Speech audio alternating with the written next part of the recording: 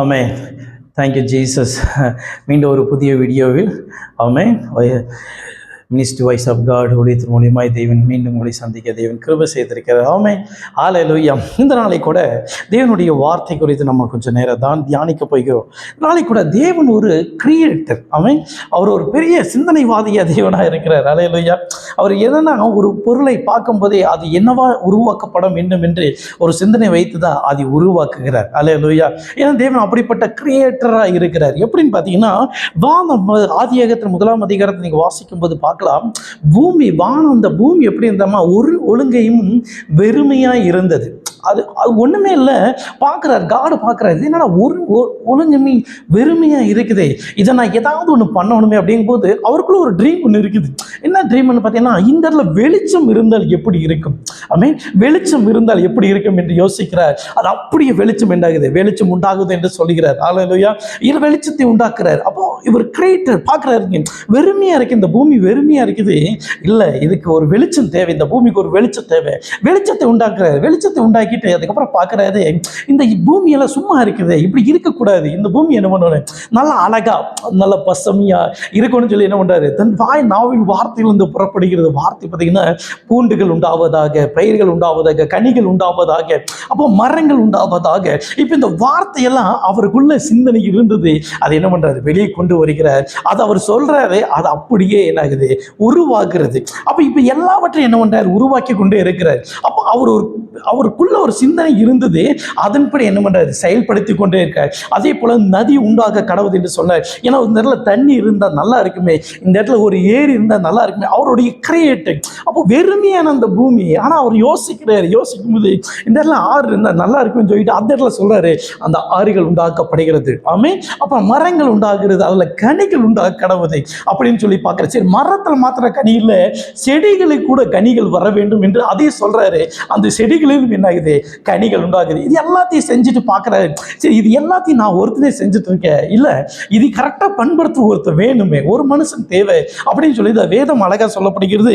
நம்மை போலவே அழகா சொல்லப்படுது. 1ஆம் அதிகாரம் 26ஆம் வசனத்துல வாசிக்கும் சொல்றாரு, பின்பு தேவன் தமது சாயிலே தமது ரூபத்தின்படி மனுஷனை உண்டாக்குவோம் ஆக அப்படின்னு சொல்றாரு. அப்போ இவருக்குள்ள ஒன்று, சரி இது எல்லாத்தையும் நான் உண்டாக்கிட்டேன், இதை கரெக்டாக பாதுகாக்கிற ஒருத்தர் வேணும் அப்படின்னு சொல்லி தான் தம்முடைய ஒரு மனுஷனை உண்டாக்க வேண்டும் என்று தேவன் பிளான் செய்து எப்படி உருவாக்குறதுன்னு பார்க்கும்போது அவருடைய கையினால், அப்போ அவருக்குள்ள ஒரு சிந்தனையில் ஒன்று இருக்குது, ஒரு நோக்கம் ஒன்று இருக்குது. என்ன நோக்கம் பார்த்தீங்கன்னா, என்ன போலவே உருவாக்கப்பட வேண்டும். அல்லேலூயா. அவரே ஸ்கேன் பண்ணாரு. ஏன்னா அவரை எப்படி போய் பார்த்துட்டு இல்லை, அவருக்கு தெரியும் நான் இப்படித்தான் இருக்கிறது. அப்போ இதே போல என்ன பண்றாருன்னா, ஒரு மனுஷனை மண்ணினால் என்ன பண்றாரு, உருவாக்குகிறார். உருவாக்கி தன் நாசில என்ன பண்றாரு, ஜீவ சுவாசத்தை ஊதுகிறார். ஊதின போது அந்த மனிதன் என்ன, தன் தேவனை போலவே மாறுகிறார். ஆமே.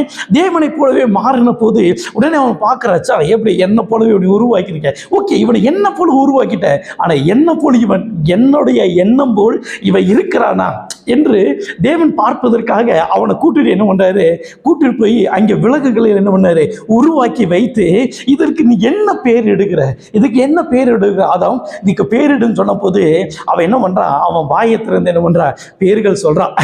யானை, குதிரை, இது சிங்கம், இது புலி, இது கரடி என்று அவனுடைய நாவல வார்த்தைகள் என்ன பண்ற, அப்படி ப்ரப்போஸ் பண்ணிட்டு இருக்க. அப்போ தேவன் பார்க்கிற, ஓகே எனக்குள்ள இருக்கிறது, எனக்குள்ள இருந்தது இமேஜ் என்ன பண்ற, இவன் உருவாக்கிட்டு இருக்கா. அப்போ என்னன்னா, இப்பதான் கிரியேட் இப்ப இவங்களும் உருவாக்கப்படுகிறது. பாருங்களேன், தேவனுக்குள்ள இருந்த அந்த கிரியேட் இப்ப யாருக்குள்ள உருவாக்குது மத்தியில் ஆதாம் உள்ள உருவாக்கப்படுது, அவனுக்குள்ள இருந்து வெளிப்படுகிறது. ஏன்னா தேவன் அதையும் நினைத்திருந்த, இது எதுக்கு இந்த பேரு, ஆனா அவன் என்ன பண்றா, செயல்படுத்துற இந்தந்த பேருன்னு சொல்லி வைத்து போது அவன் என்ன பண்ற, அப்படியே சக்கரம் போயிடுச்சு. அந்த விலங்குல அப்படியே அதாவது பாதையை பார்த்து என்ன போயிடுச்சு. அப்போ பார்க்குற தேவன், இவன் சரி ஓகே, இவன் இப்படி எல்லா ஒரு விலங்குகளை ஜோடா எல்லாம் என்ன பண்ணியாச்சு, உருவாக்கியாச்சு. ஓகே, அப்போ இவன் தனிமையை இருப்பது நல்லதல்லவா அப்படின்னு சொல்லிட்டு என்ன பண்றாரு, இவனை நல்ல அயந்திர நித்திரை வர வைக்கிற. அயந்திர நித்திரை என்ன வந்து நல்லா தூங்குறா. ஆனா இவனுடைய விழா எலும்பிலிருந்து எடுத்து ஒரு மனுஷியை உண்டாக்குகிற. மனுஷி உண்டாக்குற. உண்டாக்குறார். அந்த உண்டாக்குறது யாருன்னு பார்த்தீங்கன்னா தேவன் தான் உண்டாக்குறாரு. அவன் தான் எப்படி பார்த்தீங்கன்னா அவன் கான்சஸே இல்லை, ஏன்னா அவன் அப்படி தூங்கிட்டு இருக்கான். அதுக்கப்புறம் உருவாக்குறாரு. உருவாக்கி கொண்டு வந்து என்ன பண்ணுறாரு, அவங்ககிட்ட நிப்பாட்டும் போது அவன் சொல்கிறான், அவன் கொண்டு வந்து கொடுக்கும்போது இவன் எப்படி இதை பார்க்குறான், ஓகே இந்த ஸ்திரீயை இவன் எப்படி பார்க்குறான்னு சொல்லும்போது தேவன் எண்ணத்தை போலவே யோசிக்கிறார். எப்படி யோசினா, இவள் இங்கே வயசில் வாசிக்கிறோம் 2ஆம் அதிகாரம், ஆதியாகமம் 2ஆம் அதிகாரத்தில் வாசிக்கும்போது சொல்லப்படுகிறது 3ஆம் வசனத்தில் 21ஆம் வசனத்தை வாசிக்கும்போது சொல்லுன்னு, அப்பொழுது தேவன் கர்த்தரை 5 நித்திரை. அதுக்கப்புறம் பாருங்க 23 வசனத்தை நீங்கள் வாசித்து பார்த்து பாருங்க சொல்கிறேன் அப்படிங்க. அப்போ ஆதாம் சொல்கிற, அப்பொழுது ஆதாம், இவள் என் எலும்பிலும் எலும்பும் என் மாமிசத்தில் இருக்கிறாள், இவள் மனுஷி எண்ணப்படுவாள், இவள் மனுஷி எண்ணப்படுவாள். பாருங்களேன், இப்போ தேவன் நினைச்சது என்னன்னா இவனுக்கு ஏற்ற துணை உண்டாக்க வேண்டும் என்றது தேவனுடைய பிளானே. ஆனா இவ என்ன பண்றா, சரியா அனலைஸ் பண்ணிட்டார். பாருங்க, அதுக்கு முன்னாடி தேவன் ஒவ்வொரு விலங்குகளை உண்டாக்கின்னு வந்த போது அதுகளுக்கெல்லாம் பேரு வச்சு அனுப்பிவிட்டுட்டா, அதெல்லாம் போயிடுச்சு. ஆனா இவளை ஒரு ஸ்திரீயை மட்டும் என்ன சொல்ற, இல்ல இவள் என் எலும்பிலும் என் எலும்பும் என் சதையிலும் இவள் மனுஷி எனப்படுவாள், இவள் என்னுடையவள் என்று என்ன பண்ற எடுத்துக்கொள்ளுகிறா. அல்லேலூயா. பாருங்களேன், தேவனுடைய கிரியேட்டிவ் எங்க பார்க்கிறாருன்னா தேவன் மனுஷனுக்குள்ள பார்க்கிறார். சார் நான் சிந்திக்கிற மாதிரி இவன் சிந்திக்க ஆரம்பிச்சிட்டான்டா, ஓகே சூப்பர், இவன் மனுஷி என்ன பண்ணிட்டா தெரிஞ்சுட்டா, அப்ப என்னுடைய வாழ்க்கை துணை யார் என்பது இவன் சரியா புரிந்து கொண்டா என்று அந்த வாழ்க்கை துணையை எடுத்துக்கொண்டா. இன்னைக்கு பாருங்க, தேவன் இன்னைக்கு உங்களையும் தெரிந்து கொண்டது உங்கள் மீது ஒரு நோக்கத்தை வைத்துதான். அல்லேலூயா. இன்னைக்கு அனைவருடைய அவங்களுடைய பிளான் என்னன்னு கேட்டீங்கன்னா, உங்க லைஃப் பிளான் என்னங்க அப்படின்னு கேட்டா, என்னங்க பண்றது, எல்லாம் படுறது கஷ்டத்தை பார்த்தா என் வாழ்க்கை என்ன ஆயிருங்க, வேஸ்ட்டுங்க, இந்த வாழ்க்கை நான் வாழ்றது வேஸ்ட் அப்படின்னு சொல்லுவாங்க. இந்த வாழ்க்கை வாழ்றத விட செத்து போலாங்க அப்படிம்பாங்க. இந்த கடன் பிரச்சனை மாறிட்டா போதுங்க அப்படின்னு. ஆனா தேவன் சொல்ற, இல்ல நீ கிரியேட்டான மனுஷன், உனக்குள்ள ஒரு பெரிய வல்லமை நான் உனக்குள்ள வச்சிருக்கேன். அப்ப நன்மையானதை யோசி, நன்மையானதை சிந்தி, அது உன் வாழ்க்கையில செயல்படும். அல்லேலூயா. நீ என்னவா இருக்கணும்னு நீ ஆசைப்படுறியோ அவனமாய் நீ வாழ முடியும் சொல்லி தேவன் என்ன பண்றாரு, நமக்கு உத்தரவாதம் கொடுக்கிறாரு. ஆனா நான் என்ன பண்றேன், அதை மறந்து என் சூழ்நிலைக்கு என் அறிவு கெட்டதை குறித்து நான் பேசிக் கொண்டிருக்கிறேன். அல்லேலூயா. அதை பேசுவதற்காக தேவனே என்னை அழைக்கவில்லை. தேவனை போல நான் பேசப்பட வேண்டும். அப்போதான் காட் சன்னாய் நான் மாற முடியும். அல்லேலூயா. இன்னைக்கு காட் சன் எங்க போய் பார்க்க முடியும்னு கேட்டேன்னா எங்கேயுமே பார்க்க முடியல. ஏன் எப்படின்னா, இன்னி வரைக்கும் உலகத்தின் குறித்த காரியத்தை ஒரு வியாதி வந்துருச்சுன்னா அந்த வியாதியை குறித்தே மேன்மை பாராட்டி கொண்டிருக்கிறார்கள். அல்லேலூயா.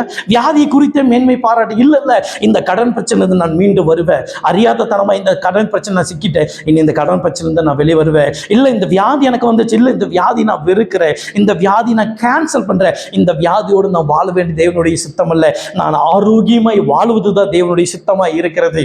அல்லேலூயா. இதுதான் தேவனுடைய பிளானா இருக்குது என்று நான் பேசுவதற்கு இங்க அநேகர் என்ன பண்ணுவதில்லை, துணிவதில்லை. எதை பேசுவதற்கு துணிவராக தெரியுமா, ஆமா எனக்கு என்ன இந்த வாழ்க்கை வாழ்வதற்கு நான் செத்து போயிடலாம், இந்த வாழ்க்கை வாழ்றதுக்கு எங்கேயாவது நம்ம போயிடலாம், இப்படிப்பட்ட துணிகரமான வார்த்தை பேசுவார்கள். இந்த வார்த்தை பேசுவதற்காக தேவன் நம்மளை அறிந்து கொள்ளவும் இல்லை, நம்மளை உருவாக்கவும் பண்ணவில்லை. எதற்காக நம்மளை உருவாக்கப்பட்டன, தேவனை போல இந்த பூமிக்கு நான் வாழ வேண்டும் என்பதற்காக. முதலாவது ஒரு மனுஷனுடைய பிரச்சனையே எங்கே உருவாகுதுன்னு பார்த்தீங்கன்னா, வேத அழகா நமக்கு சொல்லப்படுகிறது. நீதிமொழிகள்ல வாசித்தீங்கன்னா அழகா சொல்லப்படுகிறது. 4ஆம் அதிகாரத்தில் வாசிக்கும் போது தெளிவாக சொல்லப்படுகிறது. இந்த பிரச்சனை எங்கேதான் உருவாகுதுன்னா, அவனுடைய இருதயத்தின் காரியத்தை என்ன பண்ணணுமாமா சரியை பார்த்து கொள்ள வேண்டும். அல்லேலூயா. நீதிமொழிகள் 4ஆம் அதிகாரம் 23வது வசனம், எல்லா காவலோடும் உன் இருதயத்தை காத்துக்கொள், அதிலிடத்திலிருந்து ஜீவ ஊற்று புறப்படும். அல்லேலூயா. எப்படி பண்ணா நான் இருதயத்தை காத்துக்கொள்ளுகிறவனா இருக்கப்பட வேண்டும். எப்படி நான் இருதயத்தை நான் காத்துக்கொள்ள முடியும் அப்படின்னு பார்த்தீங்கன்னா, தேவனுடைய வசனத்தினால் காத்துக்கொள்ள முடியும். அதுதான் வேதம் சொல்லப்படுகிறது. சங்கீதம் 1ஆம் சங்கீதம் 2வது வசனத்தை அழகா சொல்லப்படுகிறது. கர்த்தருடைய வார்த்தை மீது என்ன பண்ண, இரவும் பகலும் பிரியமா இரு. அல்லேலூயா. இந்த வேதத்துல பிரியமா இருக்கும்போது காட் என்னுடைய பிளான், என்னுடைய வாழ்க்கை குறித்து என்ன பிளான் வைத்திருக்கிறேன், என் வாழ்க்கை குறித்து என்ன திட்டத்தை வைத்திருக்கிறேன் என்று நான் என்ன பண்ண முடியும், அறிந்து கொள்ள முடியும். அறிந்து கொள்ளப்படும் போது இந்த வார்த்தை நான் பேச முடியும். என்னோட வாழ்க்கை இல்லாத குறித்து நான் பேச மாட்டேன், இருக்கிறவைகளை குறித்து நான் பேசுகிறவனாய் மாறப்படுவேன். அல்லேலூயா. அல்லேலூயா. இதே நீதிமொழிகள் 23 அழகா சொல்லப்படுகிறது. என்ன சொல்லுகிறது, அவன் இருதயத்தின் நினைவு எப்படியோ அவன் அப்படியே இருக்கிறான். அல்லேலூயா, அல்லேலூயா. இருதயத்தின் நினைவு எப்படியோ அவன் அப்படியே இருக்கிற. இப்ப இருதயத்தில் நீங்கள் எதை யோசிக்கிறீர்கள், எதை சிந்திக்கிறீர்கள்? காடுக்கு ஏற்றபடி நீங்க சிந்திக்கிறீர்களா, இல்ல உங்க சுயத்தின்படி சிந்திக்கிறீர்களான்னு கொஞ்சம் யோசித்து பாருங்களேன். நீங்கள் காடின் படி நீங்க சிந்திக்க ஆரம்பிச்சிட்டீங்கன்னா உங்க வாழ்க்கையில நீங்க ஜெயிப்பீங்க. உங்க சிந்தையின்படி நீங்க வாழ்ந்தீங்கன்னா கண்டிப்பா தோப்பீங்க. அப்போ உங்க சித்தத்துக்காய் நீங்க வாழாதீங்க, தேவ சித்தத்துக்காய் வாழ்ந்து பாருங்க. தேவன் உங்களை அழைத்த அழைப்புல படி வாழ்ந்து பாருங்க. உங்க வாழ்க்கையில கர்த்தர் ஜெயத்தை கொடுப்பார், வெற்றி வாழ வைப்பார். ஆதாமை போல தேவன் என்ன கிரியேட்டர் பார்த்தாரோ அதே கிரியேட்டர் உங்ககிட்ட பார்த்துட்டு இருக்கிறார். உங்களையும் இடத்துல பார்த்து கொண்டிருக்க, என்ன இடத்துல பார்த்து கொண்டிருக்க. அவ்வளமாய் நான் உருவாகும் போது தேவன் என்னை கொண்டு செயல்படுத்துகிற காரியம் பெரிதாக இருக்கும். அல்லேலூயா. இந்த வார்த்தை உங்களுக்கு மிகவும் பிரயோஜனமாக இருக்கும் என்று சொல்கிறேன். கர்த்தர் தாமே உங்களை ஆசீர்வதிப்பாராக. God bless you. God bless you. God bless you. Amen.